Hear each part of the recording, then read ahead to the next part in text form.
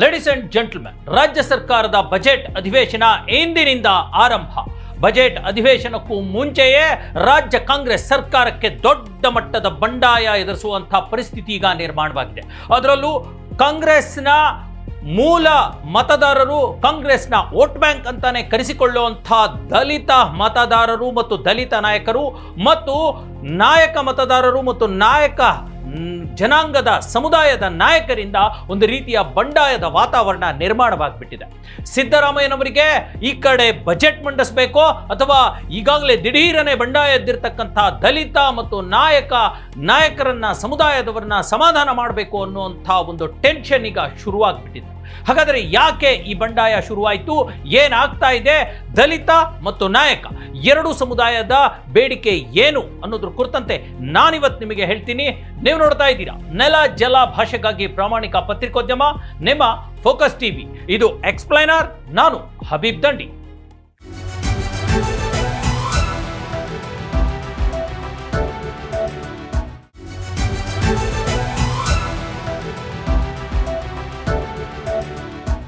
S ವೀಕ್ಷಕರೇ, ಏನು ಕಳೆದ 10-15 ದಿನಗಳಿಂದ ದೊಡ್ಡ ಮಟ್ಟದ ಒಂದು ರೀತಿಯ ಒಳಗಡೆಯ ಕಿಚ್ಚು, ಆರದ ಬೆಂಕಿಯ ತರ ಕಾಂಗ್ರೆಸ್ ಪಕ್ಷದಲ್ಲಿ ಸುಡ್ತಾ ಇದೆ.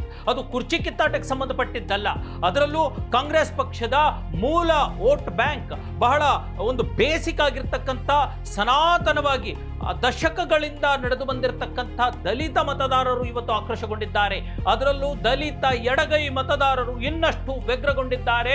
ಎಡಗೈ ನಾಯಕರು ಮತ್ತಷ್ಟು ಕುಪಿತಗೊಂಡಿದ್ದಾರೆ ಅನ್ನುವಂಥದ್ದು ನೋಡಿ. ಕಾಂಗ್ರೆಸ್ ಪಕ್ಷಕ್ಕೆ ಬಹಳ ಮೂಲವಾಗಿ ಅದು ನೆಚ್ಕೊಂಡಿರ್ತಕ್ಕಂಥದ್ದು ಅಲ್ಪಸಂಖ್ಯಾತ ಮತ್ತು ದಲಿತ ಮತಗಳನ್ನ.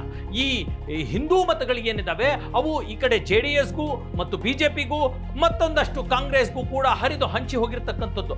ಆದರೆ ಯಾವತ್ತಿಗೂ ಕೂಡ ಅಲ್ಪಸಂಖ್ಯಾತ ಮತದಾರರು, ಅದರಲ್ಲೂ ಮುಸಲ್ಮಾನ ಮತದಾರರು ಮತ್ತು ದಲಿತ ಮತದಾರರು, ಅದರಲ್ಲಿ ಎಡಗೈ ಮತ್ತು ಬಲಗೈ ಎರಡೂ ಕೂಡ ಕಾಂಗ್ರೆಸ್ಗೆ ತುಂಬಾ ನಿಷ್ಠವಾಗಿದ್ದು. ಅದು ನೆಹರು ಕಾಲದಿಂದ, ಇಂದಿರಾ ಗಾಂಧಿ ಕಾಲದಿಂದ, ರಾಜೀವ್ ಗಾಂಧಿ ಕಾಲದಿಂದ, ಸೋನಿಯಾ ಗಾಂಧಿ ಕಾಲದಿಂದ, ಈಗ ರಾಹುಲ್ ಗಾಂಧಿ ಕಾಲದವರೆಗೂ, ದೇವರಾಜ ಅರಸ್ ಅವರಿಂದ ಹಿಡಿದು, ಕೆಂಗಲ ಹನುಮಂತಯ್ಯ ಅವರಿಂದ ಹಿಡಿದು, ನಿಜಲಿಂಗಪ್ಪ ಅವರಿಂದ ಹಿಡಿದು ಇವತ್ತಿನ ಸಿದ್ದರಾಮಯ್ಯ ಅವರ ಅವಧಿಯವರೆಗೂ ಕೂಡ ದಲಿತ ಮತದಾರರು ಬಹಳ ಮುಖ್ಯ. ಆದರೆ ಇವತ್ತು ಅವರು ಸಿಡಿದು ಬಿದ್ದಿದ್ದಾರೆ. ಕಾರಣ ಏನಪ್ಪಾ ಅಂದ್ರೆ, ಕಳೆದ ಕೆಲವೇ ದಿನಗಳ ಹಿಂದೆ ಧಾರವಾಡದಲ್ಲಿ ದೊಡ್ಡ ಮಟ್ಟದ ಒಂದು ಪ್ರತಿಭಟನೆ ಯುವ ಜನತೆ ನಡೆಸಿತು.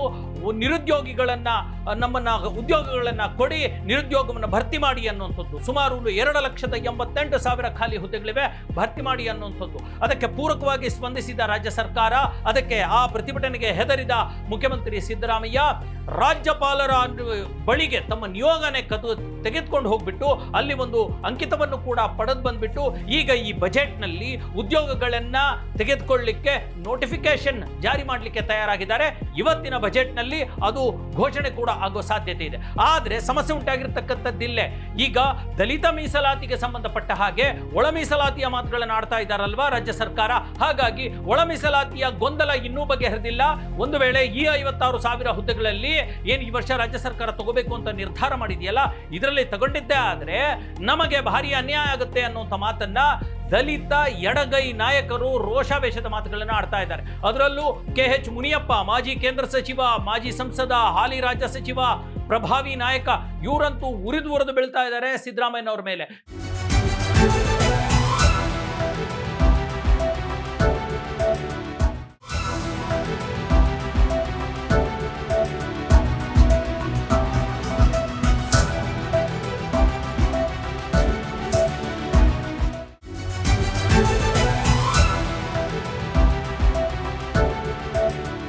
ಕ್ಯಾಬಿನೆಟ್ ಮೀಟಿಂಗ್ ಅಲ್ಲೂ ಕೂಡ ಜೋರಾಗಿ ಮಾತನಾಡ್ತಿದ್ದಾರೆ. ಹೀಗಾದ್ರೆ ನಿಮ್ಮನ್ನ ನಾವು ಬಹಿಷ್ಕರಿಸಬೇಕಾಗುತ್ತೆ ಕಾಂಗ್ರೆಸ್ ಪಕ್ಷವನ್ನ ಅನ್ನುವಂಥ ಮಾತನ್ನು ಆಡಿದ್ದಾರೆ ಅನ್ನುವಂಥ ಮಾಹಿತಿ ಬರ್ತಾ ಇದೆ. ಹಾಗಾಗಿ ಅವ್ರಿಗೆ ಸಮಾಧಾನ ಮಾಡಲಿಕ್ಕೆ ಈಗ ದೊಡ್ಡ ಮಟ್ಟದ ತೊಂದರೆ ಸಿದ್ದರಾಮಯ್ಯನವರಿಗೆ ಎದುರಾಗಿದೆ.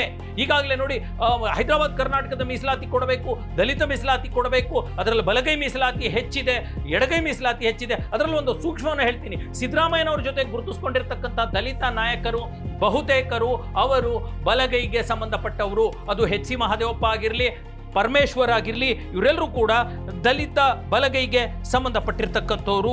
ಇದ್ರ ಜೊತೆಗೆ ಎಡಗೈಗೆ ಎಚ್ ಆಂಜನೇಯ ಭರಮಸಾಗರದ ಮಾಜಿ ಶಾಸಕ, ಹೊಳಲ್ಕೆರೆ ಮಾಜಿ ಶಾಸಕ ಮತ್ತು KH ಮುನಿಯಪ್ಪ ಮತ್ತು RB ತಿಮ್ಮಾಪುರ ಎಡಗೈ ನಾಯಕರಾಗಿದ್ದಾರೆ. ಹಾಗಾಗಿ ಈಗ ಖರ್ಗೆ, ಪರಮೇಶ್ವರ್, HC ಮಹದೇವಪ್ಪನವರ ಒಂದು ರೀತಿಯ ಮುಲಾಜಿಗೆ ಬಿದ್ದಿರತಕ್ಕಂಥ ಸಿದ್ದರಾಮಯ್ಯ ಎಡಗೈನವರಿಗೆ ಮೋಸ ಮಾಡಿಬಿಡ್ತಾರೇನೋ ಅನ್ನುವಂಥ ಒಂದು ಆತಂಕ ಎಡಗೈ ದಲಿತ ಮಾದಿಗ ಸಮುದಾಯಕ್ಕೆ ಬಂದಿದೆ. ಹಾಗಾಗಿ ಕಾಂಗ್ರೆಸ್ ಪಕ್ಷದ, ಸರ್ಕಾರದ ಮತ್ತು ಮುಖ್ಯಮಂತ್ರಿಗಳ ವಿರುದ್ಧ ತಿರುಗಿ ಬಿದ್ದಿದ್ದಾರೆ. ಇದು ಒಂದು ಹಂತ.